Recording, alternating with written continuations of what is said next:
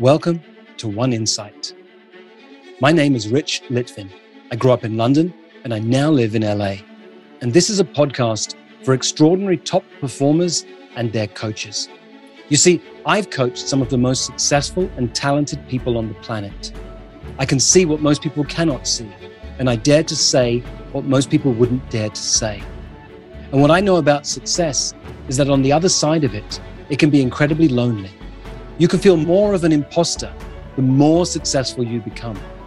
And when you're the most interesting person in the room, you're actually in the wrong room.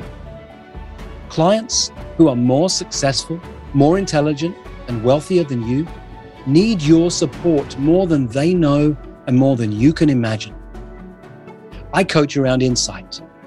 Life looks one way, something happens, and the world looks different, and your entire world changes. It can happen in an instant. And this podcast is called One Insight because a single insight can change everything.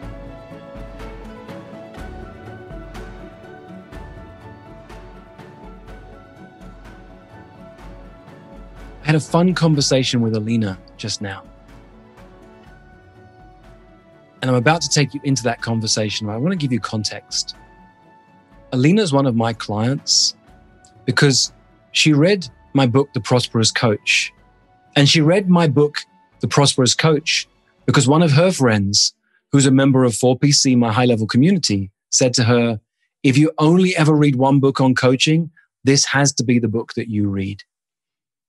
And what you'll hear Alina ask me about is about, what's the title I should use for my book? And should I publish with a mainstream publisher or self-publish? And really behind all the questions I'm asking her and wherever we go on this is this premise of, if you're going to write a book, how do you write a book that speaks so clearly to your right people that someone says, if you only ever read one book on this topic, you have to read this book. That's what excites me when I'm talking to people about creating a book. I'm not interested in whether you can get a book publishing deal with a mainstream publisher. I'm not interested whether you can sell a book to 1 million people. There are ways to do that. In fact, if you spend enough money, you can get a book on the New York Times bestseller list. That's less interesting to me than how do you create a book for your dream clients? How do you write to your dream clients? I could have made a lot more money if I'd written version 2 of The Prosperous Coach and version 3 of The Prosperous Coach. But that wouldn't have excited me. What happened at the end of The Prosperous Coach is I wrote a chapter about what I called back then the High Achieving Introvert Project. It turns out 8 or 9 years later, I was less interested in whether you're an introvert or not than whether or not you played a game around high-level performance, whether or not you have a track record of success behind you and still you have a big dream ahead of you. That excites me about people. It's probably why you're listening or watching me right now. So bear that in mind as you hear me work with Alina. It's from this premise. If you're creating anything in the world, how do you create it for the current top 20% of your people? Now, that's an exciting question for me to answer. And it was fun to dive in with Alina around this idea of the book that she's creating next. Hi, Alina. Hi, Rich. So we said we'll play today. I like to not know where we're going to go in these conversations. And you said something to do with my book. So tell me more. I don't even know what the book is. What you got? Well, I have been writing this book for 18 months now. And I finished. Well, it's a first draft. Mm-hmm. The book is called Audacity Spectrum, which is really very close to my heart because I always say I've become really fascinated about this word audacity because of the way my son shows up in life. And for me, one of the things what I'd love to explore today, if we can, because I know you are such an expert with a wordsmith, certainly in my opinion, is I have got a stop line, they're sort of explaining what it is and what it, at the moment it says, dialing up the courage to dare, care, and not care. Because for me, I'm really excited about the daring, the caring, but also at points in our lives when we don't need to care. We just need to listen to our own intuition rather than what the world says to us. So yeah, that's what, in a nutshell, this book is all about. And it is, well, it's a sort of combination. I call it a cocktail, actually, of personal, professional, and very practical. So practical tips and very pragmatic, because that's how my brain works. I love pragmatism.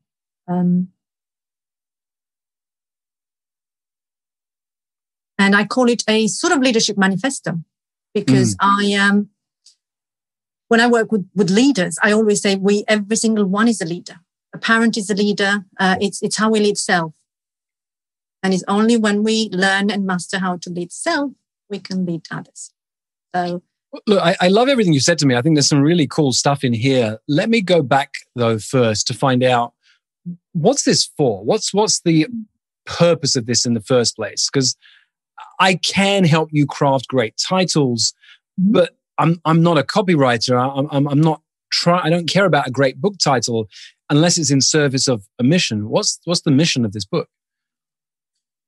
Well, the mission of the book is it's really to spread the sort of knowledge that I've got. I always say that, my son has got, just as a background, he's got high functioning autism. Mm-hmm. And what I do in the world is I teach emotional intelligence, which I call it sort of 10 muscles. And the story that I've got is I am on one side of the spectrum, which is why I call it spectrum. So I have got an emotional intelligence score in the top quartile, whereas my son would have it in the bottom quartile, I think. And that's the story. However, the emotional intelligence as we know it today, it's been 25 years of research in this field, is it can be stretched.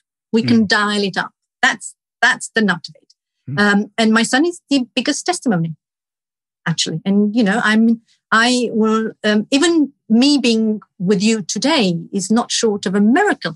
Yeah. Because I'm in a hotel, which is not where I normally would be. So that takes me out of my own comfort zone. And in emotional intelligence language, I call superpowers and edges. So we all have a strong muscle and we all have a low muscle. It's just all relative, regardless of the scores. And my highest muscle is optimism and my lowest muscle is adaptability. So universe always tests my adaptability. Every time there is an important event, that's what gets tested or stretched. And today was one of those examples. As I think I've just said to you just before we met, I almost didn't make it because the hotel didn't have any internet for a few hours before you and I met. So I just said to myself, part of the adaptability is acceptance, is like, if it doesn't work, it doesn't work. It wasn't meant to be. So, that's sort of for me constantly talking to that adaptability muscle. So that's for me. I really wanted to share that because my son, if you were to test him, one of the muscles is, for example, self-control.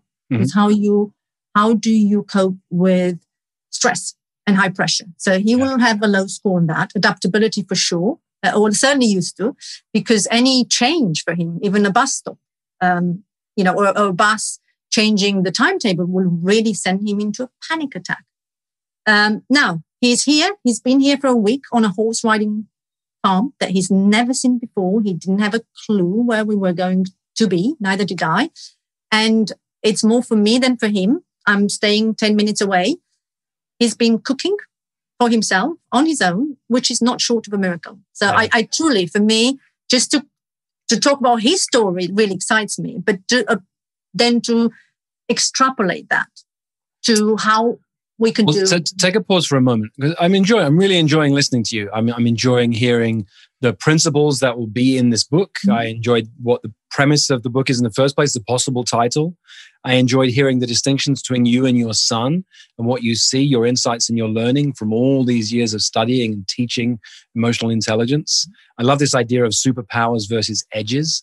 It's very interesting to me. It has me wonder, when does a superpower actually become an edge if used too much? And when is an edge actually a superpower if you pay attention to it? So all of this is a fascinating conversation for me. And I got no doubt, because you mentioned you've written the first draft of the book, there's really great stuff in here and that can be honed. Who's it for? Who's the audience for? Your dream reader. If you could pick one person, oh my God, if this person read the book I would be thrilled. It doesn't matter if it's somebody famous, somebody not known. Who's the number one dream reader? If I could put it in the hand of this person, I'd be thrilled. Well, you know what comes to mind is what I call the spiky profile.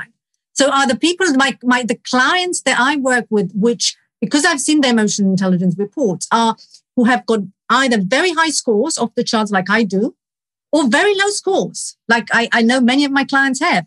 And therefore, they will really benefit from knowing, as you said, and you've just nailed it. I mean, that's a great insight, because some of these superpower strengths so easily can become weaknesses when they are in overdrive. And I know that from experience. And it's the opposite of someone like my son or some of my clients who have got a very low score, which can actually turn into a superpower if you know how to do this. And so those will be my dream class, my dream readers, if you like. No, that's really interesting. I love that idea. So actually, it's people at either ends of the spectrum that are really fascinating to you. It's not that anyone else couldn't get value from this book, but absolutely too empathic. You can be overwhelmed by other people's stuff. And actually, lots of entrepreneurs are at a level on the spectrum where that ability not to pay attention to other people's feelings is what allows them to be so successful. There's a price they'll pay for it, but there's real value in there too in different ways. So this is really interesting.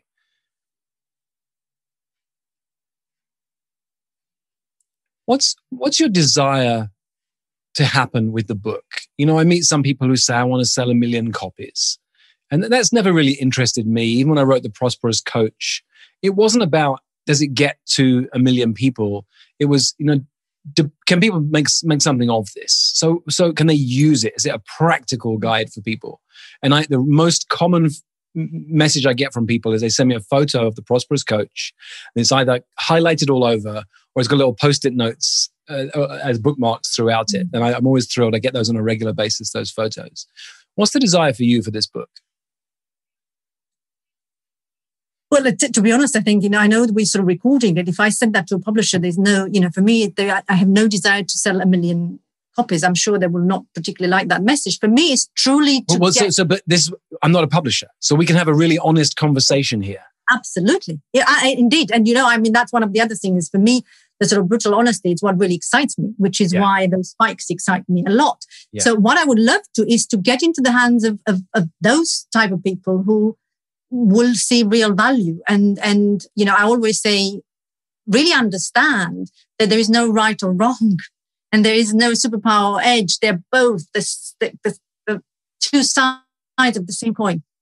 And for them to love it, for me, if they're just, I always say for my kids, actually, it's like a little manual, like a little Bible for them to read and say, oh, I know now what to do sometimes. Now that's interesting because it can be a very different book if you write it as a guide for kids, whether they're young or they've grown up at some point and they want to see this. So I want us to have a really honest conversation as if I'm not a publisher, because I'm not, to find out what's your real desire for this book. Because the moment you're in conversation with a publisher, things go in a different way. I've been talking to a publisher about the book I've been writing for a few years behind the scenes. The working title is something like Beyond Success. This idea of most books are written about how to be successful. There's very few that are about, I don't see any really about what happens, the price you pay and what happens on the other side of success. That really fascinates me. Every time I talk to a big name publisher, they're interested in me because I've got a book that's been very successful already. I have a big audience. And then they say things like, oh, well, that we couldn't sell a book like that. The audience for that is tiny. Well, it is, but it's my audience. And I love this idea of writing a tiny book for my people. And it doesn't have to have a big name publisher. In fact, these days, you can get a graphic designer and a book on Amazon that will look like a high quality book published by a top name publisher, and no one could tell the difference. There are hardly any bookstores left these days. And where I live, Amazon have just opened up a bookstore because they've shut down all the bookstores. They can't afford to compete with them. And now there are Amazon bookstores opening up. And that's the world we live in, that everything mostly that we create will be seen online.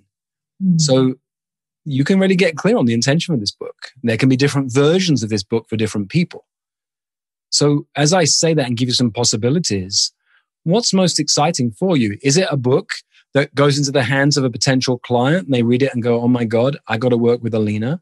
Is it a book that you could put in the hands of someone like your son at some particular age and that person can read it and it will shift their life?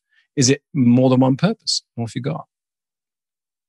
No, thank you for that, Rich. And I love it. I mean, for me, I think where my energy goes is both somehow.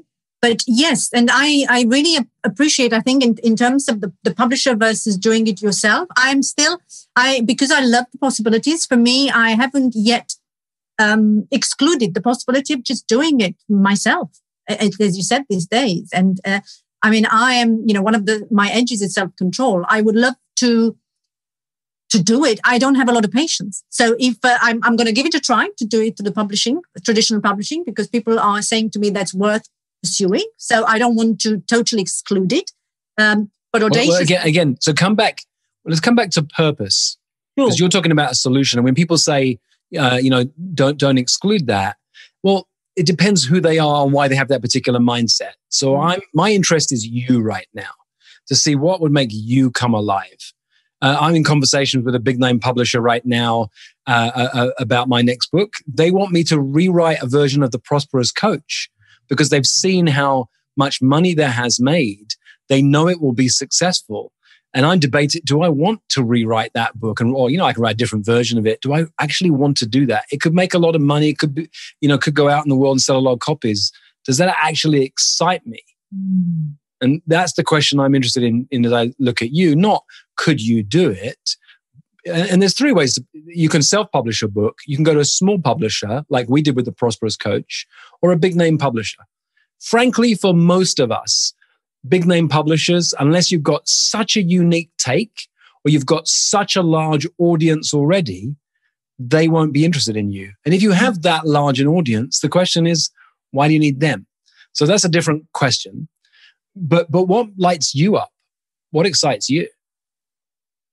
Yeah, no, thank you for that distinction. Actually, it's what really excites me is having a beautiful book. I mean, I know that's part of my perfectionism, but beautiful is when people look at it, when they read it, they think, wow, that's my purpose.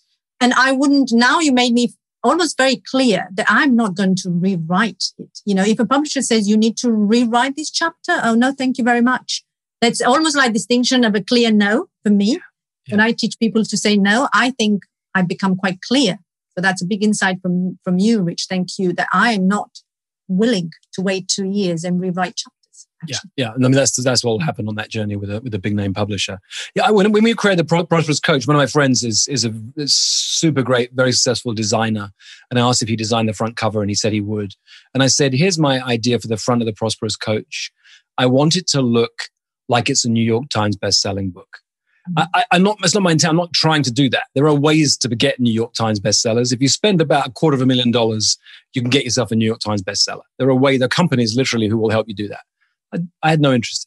I'm creating a book for my kind of clients, and I want it to look that beautiful that I'm proud of it in years' time. And I really am. It's got a beautiful, clean, clear cover. I love the image. I chose the image, but he created it.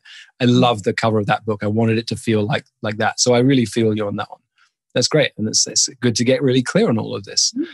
If you have a publisher, they will tell you the wording that goes on the cover, and they'll tell you the title, and they'll put the image on. And there's a lot of things that are out of your control. Yes. Thank you for making that clear. And actually it is.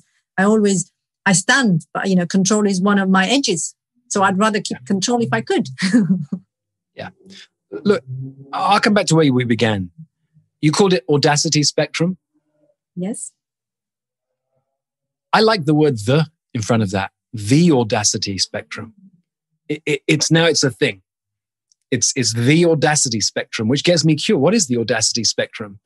I'm aware of other spectrums, but I don't know about the Audacity Spectrum. Any title that gets somebody curious, there's something interesting. I love what you say already. There's a couple of things you said which are really great. Dialing up the courage to dare, care, and not care. I think that's awesome. I think it says it all. You don't need to explain the not care. You began to explain it to me. You didn't need to. People will get it. And then you said something else very interesting. I'll adapt some of your words, but this is a personal, professional, and very practical guide to leadership. Mm-hmm. I think it's all there. I see the title at the top, underneath it. So the Audacity Spectrum, dialing up the courage to dare, care, and not care. And somewhere underneath it, it says a personal and professional, or maybe professional first, a professional and personal and practical guide to leadership. It's all there. Thank you. Fabulous. Yeah. I mean, they're your words. I love it. I think there's real power in this. I think there's, let me ask you this. Oh, no, let me check in first. It sounds like that lands. I mean, they're your words, really. I've shifted them ever so slightly, but it sounds like that lands for you. No, it lands enormously. Thank you, Rich. And of course they're my words, but I know, you say it's ever so slightly. It's even the ever so slightly is the thing that makes the biggest difference in life. Yeah. It's the tiniest step that makes the biggest impact. So I don't want you to diminish it in any way, because it's not ever so slightly. So thank you for that. But it lands enormously because for me, I love it. And having someone else said it to me, and I'll tell you the story in a moment, is like, you should have a the, which I was contemplating, but I wasn't convinced. I could see now from just having that explanation of how and why that would be important. And then keeping the dialing and the caring and daring and not daring. It's it's all so there. Already I hear there's a tool. You need to create a tool called the Audacity Spectrum. How do I assess myself? And the very first thing, this is the lead magnet for the book. This is what, come and take your Audacity Spectrum assessment or Audacity assessment. You need to have some dials on here. The courage dials. The dial around daring, the dial around caring, and the dial around not caring. What will be around the dial? How do you measure that? So some great tools already that are coming to me that you'll have in this. And if you don't yet have this as part of the book, I think this would be very interesting to either tell stories or have little pieces from interviews with very high functioning people who are high on the emotional intelligence spectrum, mm-hmm. and very high functioning people who are low on the emotional intelligence spectrum, because those are your dream readers. So telling some stories from both sides of those books, I think would be both sides of the spectrum would be really interesting. Yes, no, thank you. And I already do have that. It's interesting because the story is, it could get lost, what I call, into the law of averages. Yes. So if someone has got a very high optimism and a very high empathy, let's call it, but they have a very low straightforwardness. The straightforwardness is the communication. And it's what you were talking about. High empathy, but low straightforwardness is someone who cares so much about the rest and they don't have the courage to speak up. Although on average, the EQ could be, average or above average. This particular muscle, unless you dial it up, there's going to be pain. And most people have actually learned how, to deal with that pain. They masks, they do, they found all sorts of coping mechanisms, of course. But yeah, no, absolutely. I think it's those type, as I said, you still could come as an okay emotional intelligence, which is... Yeah, but you want to be really clear to write to your audience. When we wrote The Prosperous Coach, Steve and I, a number of PR people said to us, call it the Prosperous Entrepreneur. The principles are exactly the same. We can get you in Inc. magazine, Forbes, we can get you out in the world. And we said, you know what? We know our audience. Mm. We went really, really narrow. And this is a book for coaches. I get people constantly telling me, I'm not a coach, but I read your book. It had a massive impact on me. But I knew my audience. And I think there's something in here. Either there's 2 sections or mm-hmm. 2 particular chapters. If you're already very high functioning on the emotional intelligence scale, read this. Mm-hmm. If you have high functioning autism, I've written this for you. There's mm-hmm. something here for both of those audiences that you've got to really be clear about that you speak to in this book. So when there's the right person, you say, hey, I wrote this book for you, read chapter 4. I wrote this book for you, start on page 33. Just read those next 2 pages, it's for you. That's when people go, oh my God, you wrote this for me. Mm. Yeah. Thank you. Well, what that shows to me is I need to do a little bit more work on those chapters. But yeah, no, fun to actually make that so clear and so distinction for that readership. Yeah, because otherwise you go into that kind of average, the place where you write a book that lots of people say, we really liked it. Yes. Your job is not to write a book that people like. Your job is to write a book that polarizes people. I get people who say constantly, the Prosperous Coach is too simplistic. It's too basic. Yeah, it's very, very simple. We have taken a very old-fashioned approach to business that has happened for 2,000 years. People have built businesses by word of mouth, serve people, and they'll talk about you, and they'll come back for more. And we've shown how to adapt that for modern day times, particularly if you're a coach. It's a very simple premise. It's written in very simple language, and some people absolutely love it, and some people hate it. And that's polarizing. That's what you want to create a book so that your dream people go, oh my God, did you write this for me? And others are like, it's not my thing. You want that. And it's hard because the human part of it's like, oh no, I want you all to like it. It won't be a book that's meaty enough for your right people. Yeah, no, thank you. And I don't want everybody to like it. And that's the truth, to be honest. I think it's the right people to like it. You're right. And simplicity, my God. I mean, your book, I loved it. I think I told you the story is, someone did me a favor. And, our common friend Mandy, and she said, if you read no other book on coaching, that's the one to do. And I trusted her so much, and I did. And so let me pause you. That's great. I want to catch this. Yeah. And that was the reason you're in my community. You've been here. You want a book that people say, if you read no other book on this topic, you must read this one. That's what you got to get to. That's the mission of this book. And that is what we'll have. We've sold 80,000 copies, getting close to 90,000 now. But I didn't try to write a book to be a bestseller. That was not on my list. I wrote a book, and I want to have that intention. And it's the reason you're here, that someone said to you, if you read nothing else, you've got to read this book. That's what goes up on your list somewhere, your dream list. I have a book that if just one person says, if you read nothing else on leadership or emotional intelligence, you got to read this book.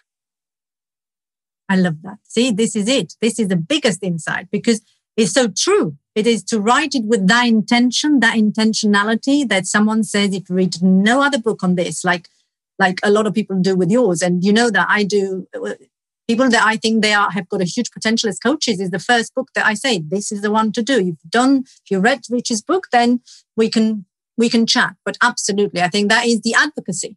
See, one of the things I didn't say to you is because it's Audacity, I set out this audacious intention to write the book with most A's in, just playfully. So that's my sort of almost in the introduction. So all of the chapters start with an A, and one is advocacy. Because when you care so much about something, that is the sort of my definition of advocacy. And I know I've learned that from you, the advocate. So let me distinguish it for anyone who's listening. That means you create something that other people want to tell people about. That's why you're in my program, because someone told you about who I am and what I do, and why you read my book. And that's what we call advocacy, and that's what you're creating. So I love that all the chapters begin with A, and this is it. This is the premise of this book. It's so powerful that people say to the right person, if you read nothing else, you've got to read this. Alina, thank you so much for today. I love it. Thank you so much, Rich, for all of the insights. But yeah, I love it. That's it. I'm going to go and have it there as the intention of the book. Thank you. For most of human history, it wasn't called coaching. It was called leadership. And it's what I love to do, to coach people, to lead people, and to mess with people's thinking. If you'd like more of this, or if you'd like to learn more about our community of extraordinary top performers, go to richlitvin.com/oneinsight.